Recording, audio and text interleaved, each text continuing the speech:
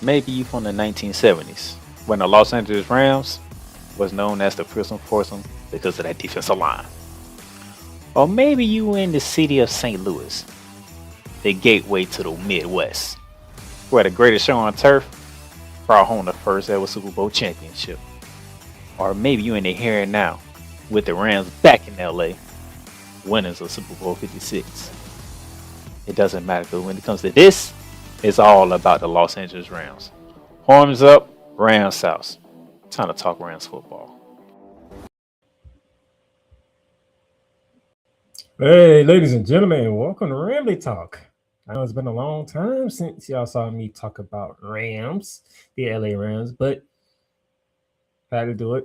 Normally, I would wait till the end of the draft next week to do my draft recap, but seeing as how my messaging and comment section was blowing up after what the Rams did at number 13, I felt the need to come on here and address the mixed reaction of what the Rams did at 13. If you don't know, uh, before I do that, thank you for watching Ramay Talk here on the Playmakers Network YouTube channel. Thank you for listening to Ramay Talk on Spotify, Apple Podcasts, Amazon Music, iHeartRadio, and wherever else you listen to your podcast is at.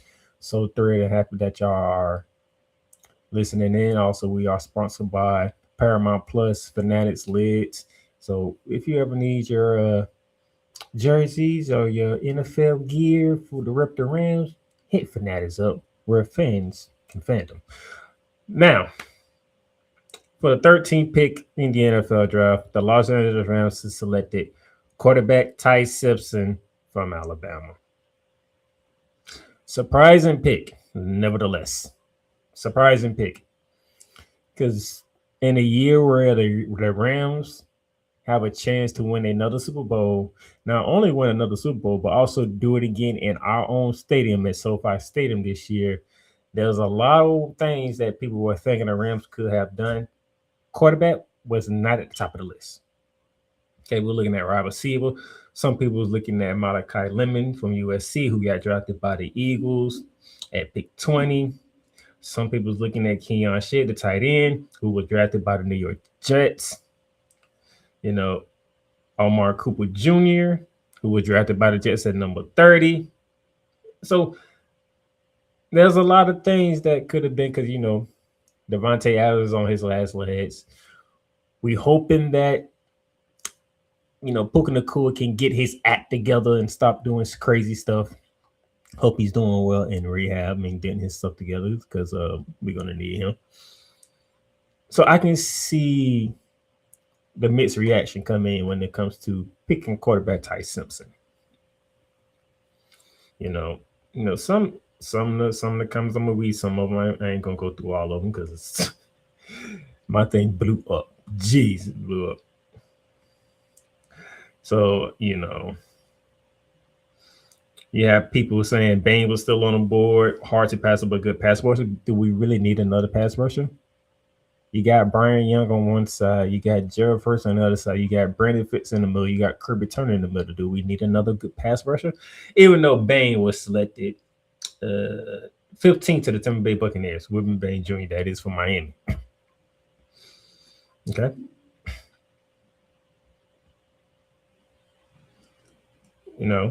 Some people might think, some people think that we could have done better, but we'll see. Being optimistic and wanting to see what's going on.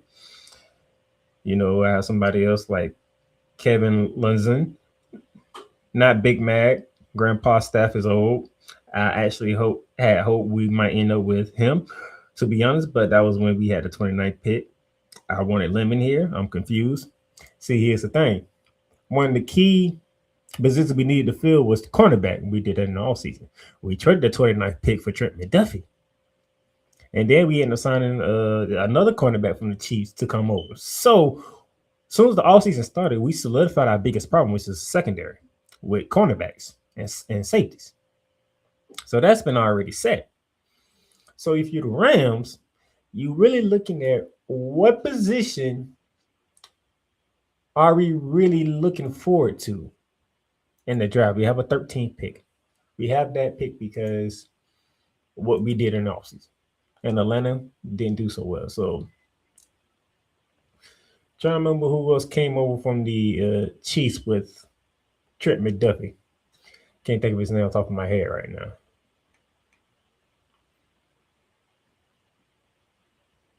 Because we can only do so much. So we still got Evan Forbes Jr.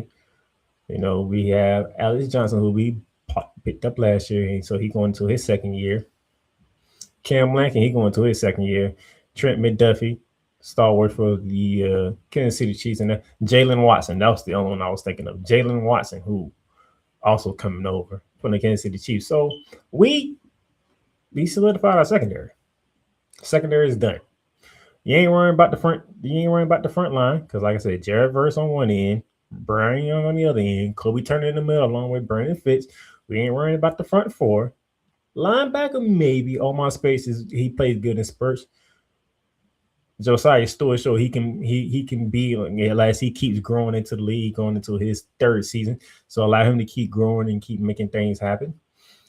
So we probably could go linebacker if you wanted to, but is there really linebackers being talked about in this draft? Like the only linebacker I see taken in the first round was Sonny Styles. That was at Washington. That was at number 7. And he was like the only one until he was the only linebacker. You're looking at edge rushers. You're looking at offensive tackles. You're looking at defensive tackles. Have some running backs going. So it wasn't really a lot for the Rams to plug in. You want to go wide receiver? Great. You can go wide receiver. But at the same time, you have to realize that we already have a lot that it is already. We already have a lot. So you talking about wide receiver. Who's on our wide receiver? Devontae Adams, Puka Nacua. Okay. Xavier Smith is back. Jordan Washington is coming into his 4th year. Mario Williams going to his 2nd year. I haven't really heard much about him. Taylor Scott, we'll see about him. So we have wide receivers. We have 1, 2, 3, 4, 5, 6, 7. We have 8, 9 wide receivers on the roster right now. You can't say tight end. Terrence Ferguson is still there. David Allen is still here. Tyler Higbee is still here. Cody Parkinson is still here. Like, if you go through the roster, you can see we have multiple players in the spots that people are looking for us to do something in. So there's not really much can do. Okay, quarterback, you see Stetson Bennett, you see Matthew Stafford. Jimmy Garoppolo is not with us from the roster I'm looking at right now. So then you bring in Ty Simpson. So, and plus Stetson Bennett has not been working out as we thought because and even I don't even think it has anything to do with on the field. It's off the field stuff. Like he took a whole year off after being drafted, and we still really see him do anything. So how long can we depend on Matthew Stafford to continue playing at a high level? How long can we depend on that? Like 2025, Stetson Bennett ain't even play. He ain't seen not one snap at all last year. He has no stats, and we drafted him in 2023. He has no stats whatsoever. So who knows? There's nothing on him. We didn't see him in 23. We didn't see him in 24, and we didn't see him in 25. Not even in preseason. So at some point, and I think what it really is for the surprise reaction from Rams Nation is the fact that we know the Super Bowl is in LA. We know we was 2 plays away from getting to the Super Bowl, both of them being against Seattle, one in the regular season, one in the NFC Championship game. And we know that last time it was in SoFi Stadium, we won it against the Cincinnati Bengals. So we want to run it back again. So I get that frustration of it. But at the same time, when do you look to the future? When do you start setting up for the future? Because under the Sean McVay era, this is like the Second time we had a top 15 pick on the Sean McVay, if I remember correctly. This is the second time we had a top 15 pick on the Sean McVay. Most of our picks under the Sean McVay have been late first rounds or no first rounds at all. Mostly no first rounds. Because like for the first 6 years of Sean McVay, we didn't have no first round picks because that darn trade for because we traded up for Jared Goff under the last year Jeff Fisher. We done well in the second round. We've done well in the third round. Hell, we found Cooper Cup in the third damn round. We found Puka Nakua in the third damn round.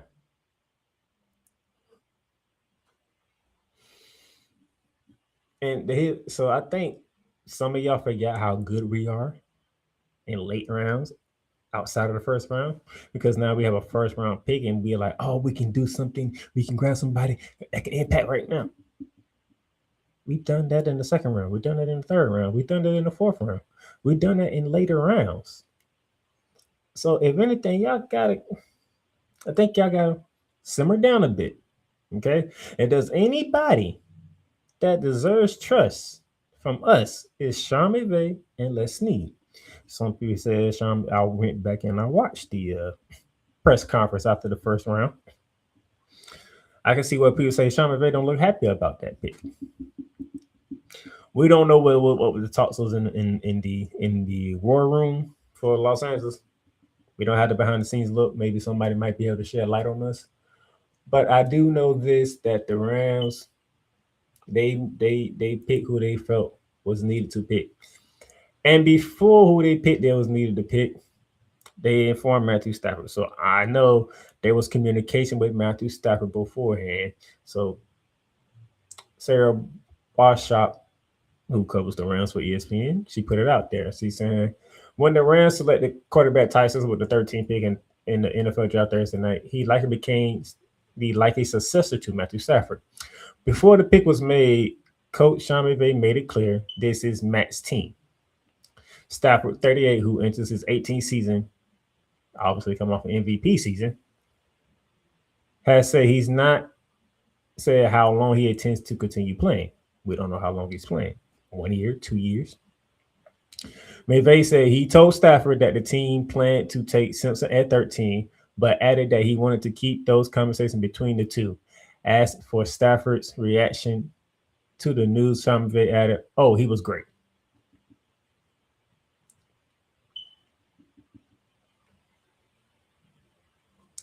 So you can say Sean McVay probably didn't look happy, but he let his quarterback know that we're going to take a quarterback in the room. So, and you do know Sean McVay has a say in who we pick, not just Les Snead. You know that, right? You know how this relationship works.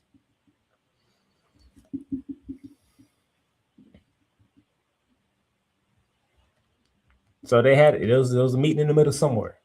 Okay. Now for Ty Simpson. Ty Simpson played in what? 15 games last season for the Alabama Crimson Tide. Completed 64.5% of his passes. Threw for 3,567 yards, 28 touchdowns, 25 interceptions. He was sacked 28 times because, let's be honest, that offensive line of the Alabama Crimson Tide was trash. If we're going to keep it a buck, it was trash. And even more trash when they didn't have Jan Miller, who missed about a handful of games last year, so it made it even worse. But I watch Ty Simpson in Alabama because those of you know I live in Florida. I'm in SEC country, so I do watch a lot of SEC football. Dude is accurate. He can spin the ball. He might not have the biggest arm in the draft, but he can sling it. He's accurate. He can price point a ball where it need to go at. And with him being on the Matthew Stafford for a year or two, he can actually see and learn from Matthew Stafford and see how he can make this thing happen and whatnot. But I do get it. We don't know about Ty Simpson, you know, all that well because he didn't play a lot of games out. They just keep it a buck. He didn't play a lot of games at Alabama. He did play one season as a starter. That's it. But at the same time, we don't know anything about Stetson Bennett to this day. The only thing we know for Stetson Bennett that he won back-to-back national championships for the University of Georgia Bulldogs. A loaded University of Georgia Bulldog teams that, by the way, which was loaded on the defensive side, not even offensive side. Let's keep it a buck. All right. Yeah, let's keep it real. So yeah, actually 15 career college starts is what he had. I mean, Tyson, he get to come in, he gets to battle with Stetson Bennett. And if Stetson Bennett wants to reignite his love for football, I'm not really saying he doesn't love football, but I haven't seen him in 2 years, so I'm just throwing that out there. Let's see what happens.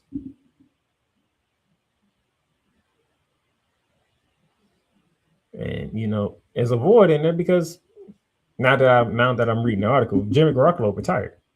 I think that's either Jimmy Garoppolo retired or he went somewhere else. I'm trying to remember. Let me look it up right now.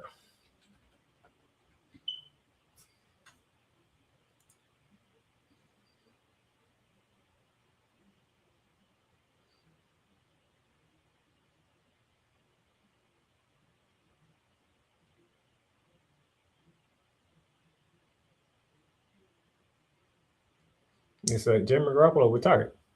He stepped away. He called it a career. Well, at least he was contemplating retirement. So when you contemplate retirement, you basically ain't retiring. So I get it. I truly get it. I understand that Super Bowl is in our backyard. We are right there on the cusp of making it back to the Super Bowl and possibly winning the second one on the Sean McVay era. But we also at some point got to think of the future. So it's a double-edged sword on this one. That's the best way I can put it. It's a double-edged sword on this one because remember, when we won the whole thing, was it in 21? I believe 2021. Mills and so far we won the whole thing. That fall in the season was abysmal. Like injuries plagued us. We was beating it. We won 5 games the year after we won the Super Bowl. The worst season after a Super Bowl winning season. Literally the worst. And I think that Sean McVay and Leslie had that in the back of their mind that we did the whole thing. We effed them picks. We won the Super Bowl, and then the following season it was abysmal. It was gut wrenching. It was unfun. Okay, it was not a fun season for the Rams as a whole after winning the Super Bowl. It wasn't.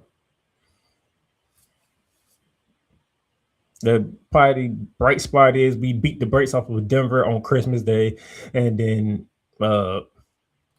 Baker Mayfield came in for a hot cup of coffee, and next thing you know, he's throwing the game-winning touchdown to beat the Las Vegas Raiders on Thursday Night Football. We get Baker Mayfield on a Tuesday, and he's throwing the game-winning touchdown against the Las Vegas Raiders on a Thursday night. I mean, out of them two,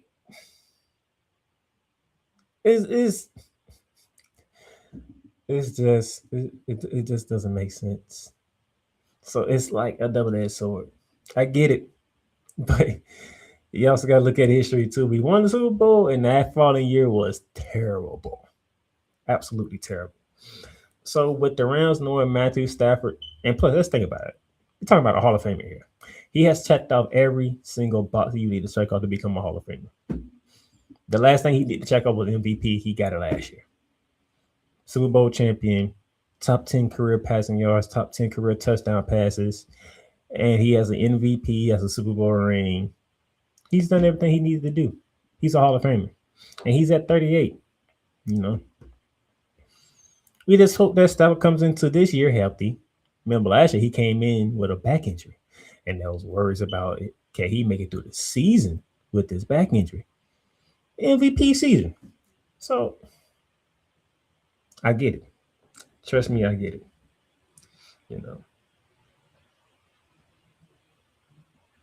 I'm with the people trusting in Snead. I'm gonna be optimistic. I'm gonna trust. Let's see. I'm gonna trust Sean McVay on this one. They earned that right for us to say we trust Sean McVay, we trust Leslie and what they're thinking. Remember, second and third round is Friday. 4 through 7 is Saturday. There's still a lot more picks to come for the Rams, if I remember correctly. This is just not the oh my god, we're done. We have done nothing. We still have a lot of picks to go. I can give you the picks right now. Okay. We took Ty Simpson. It is what it is. I'm gonna come back and read his profile and what that. We have the 29th pick on Friday, the 29th pick in the third round. So the 29th pick in the second and third round. Friday night. Saturday, we got a 6th round pick, 37 round picks. Okay. Let's see what they do with it. Let's see. Let's see what they do with them. So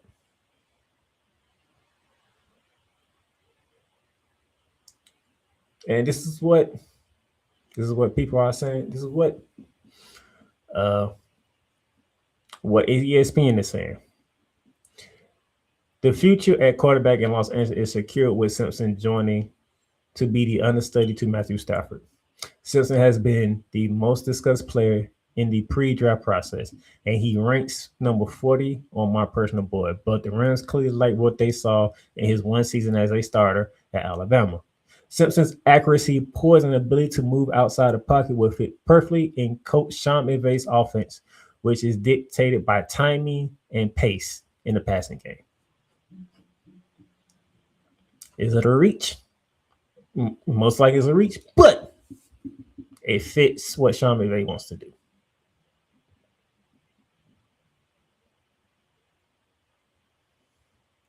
Okay. Simpson sat behind Jalen Milroe before becoming the full-time starter in 2025. Simpson had a strong outing at the combine, showing a polished foundation. Mechanically, he has good footwork on his drops and plays with a solid platform. He delivers a very catchable ball with a tight spiral, and he has a quick release that allows him to get the ball out with pressure in his face. Simpson does not have the strongest arm, but he can accurately reach all three levels on the defense. He does a good job diagnosing zone defenses, anticipating throwing lanes, throwing windows, and leading his receiver into those passing lanes. When facing man coverage, Simpson can fit the ball into tight quarters.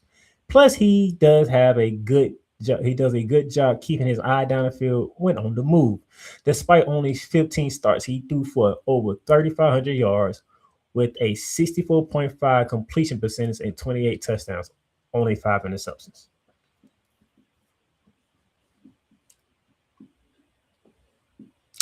We are shocked that they took Ty Simpson, but sounds like Ty Simpson is the type of quarterback that would fit in Sean McVay's system. This is coming from NFL scouts. This is coming from people who cover college football and NFL football on a daily basis through right now when I'm looking at ESPN. If I probably go to NFL now, we'll probably see something different. But